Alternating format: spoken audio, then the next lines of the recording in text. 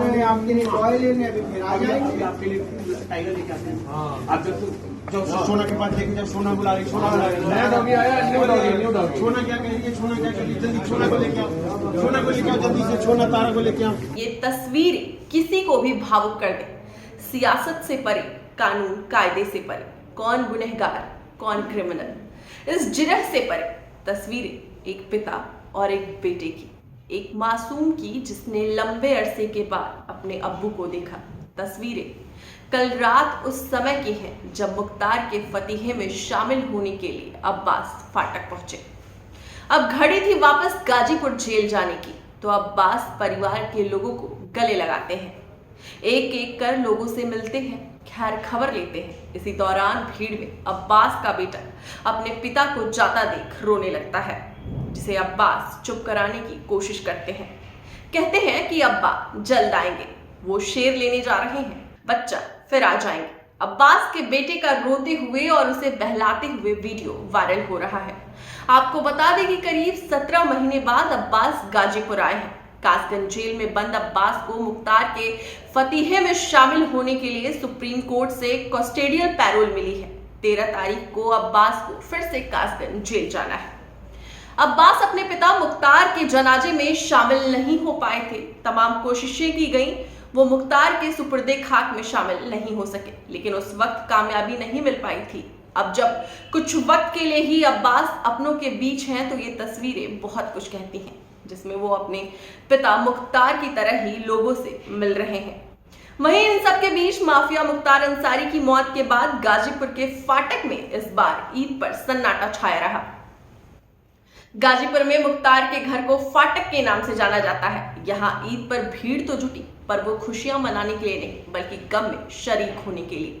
फाटक पर आए हुए लोगों को संबोधित करते हुए मुख्तार के छोटे बेटे उमर अंसारी ने कहा कि आप लोग समझ सकते हैं कि हमारे ऊपर किस तरह की विपत्ति पड़ी हुई है। उमर ने लोगों से कहा कि आप लोग हमारे जख्म पर मरहम लगाने के लिए आए हुए हैं, इसके लिए मैं आप सभी का एहसानमंद हूँ। आप लोग हमारे खुशी में और गम में शामिल रहें। आप सभी के दिल में मुख्तार अंसारी साहब धड़क रहे हैं। उमर अंसारी ने आगे कहा कि मैं यकीन दिलाना चाहता हूँ कि मुख्तार के बेटे होने की हैसियत से मैं आपके मान सम्मान की हिफाजत के लिए, मुझे अगर शहीद होना पड़ेगा तो भी मैं पीछे नहीं हटूंगा। मेरे ऊपर इतना सब बीता, लेकिन मैंने आंसू नहीं बहाया। गम तो बहुत बड़ा है, लेकिन मैंने मजबूती दिखाई। अब्बास अंसारी को लेकर उमर ने कहा कि जुल्म का दौर ऐसा है कि कोर्ट के ऑर्डर के बावजूद भी भाई को परिजनों से मिलने नहीं दिया। खैर अल्लाह सब देख रहा है, हम सब कुछ कानून के दायरे में रहकर करेंगे। मेरे वालिद मरहूम मुझसे हमेशा कहते थे, कई जगह उन्होंने अपने बयान में इंटरव्यू में भी कहा, इज्जत और जिल्लत का मालिक सिवाय अल्लाह ने उन्हें इज्जत से नवाजा। मेरी ये उम्मीद है और मैं ये दुआ करता हूँ कि अल्लाह उन्हें जन्नत के बागों में सैर कराए, अल्लाह उन्हें बहिश्तों में दाखिल करे, अल्लाह उन्हें जन्नतुल फिरदौस में मुकीम बनाए। आप तमाम हज़रात जो यहाँ चलकर मेरे ज़ख्म पे मरहम लगाने के लिए आए हैं, मैं तहे दिल से आप सबका एहसानमंद और शुक्रगुजार हूँ। और मैं आपको यकीन दिलाना चाहता हूँ कि जिस तरह आप मेरे खुशी में और गम में हमेशा मेरे शरीक हैं। यहाँ लोग बिहार से भी आए हैं, आजमगढ़ से भी आए हैं, मऊ से भी आए हैं, बहुत जगहों से लोग आए, लेकिन मैं इस बात का एहसास आप सबको दिलाना चाहता हूँ कि आप सबके सीनों में दिल बनकर मुख्तार अंसारी साहब धड़क रहे हैं। इस बात का मुझे एहसास है और मैं ये यकीन दिलाऊंगा कि मैं उनका फर्जंद, उनका बेटे होने की हैसियत से जब आपको ज़रूरत पड़ेगी, आपकी मान सम्मान की हिफाजत के लिए, आपकी इज्जत आबरू के लिए, मुझे भी अगर शहीद होना पड़ेगा तो मैं कभी पीछे नहीं रहूँगा। गम तो बहुत बड़ा है, लेकिन आपने अज़ल से देखा होगा कि मैंने आंसू नहीं बहाए।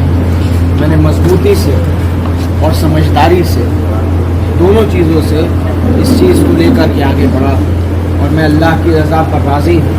मौत बरहक है और मौत का वक्त, मौत का दिन, मौत की जगह सब कुछ मुहैया है।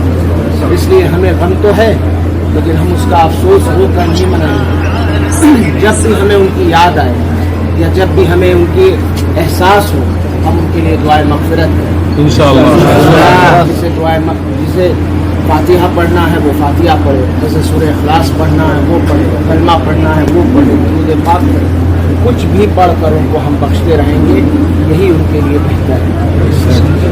जुल्म का दौर ये है कि अब्बास भैया यहाँ से 20 किलोमीटर दूर गाजीपुर जेल में रख दिए गए।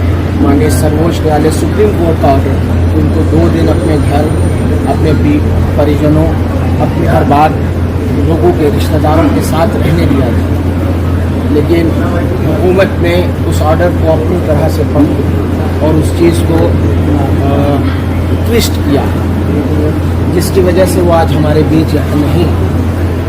अब इसके लिए लीगल तरीके से हम आगे कर सकेंगे करेंगे, लेकिन आप सबसे यही गुजारिश है कि आप लोग कोई काम ऐसा नहीं करेंगे जो कानून की नज़र में अपराध की श्रेणी में उठाए।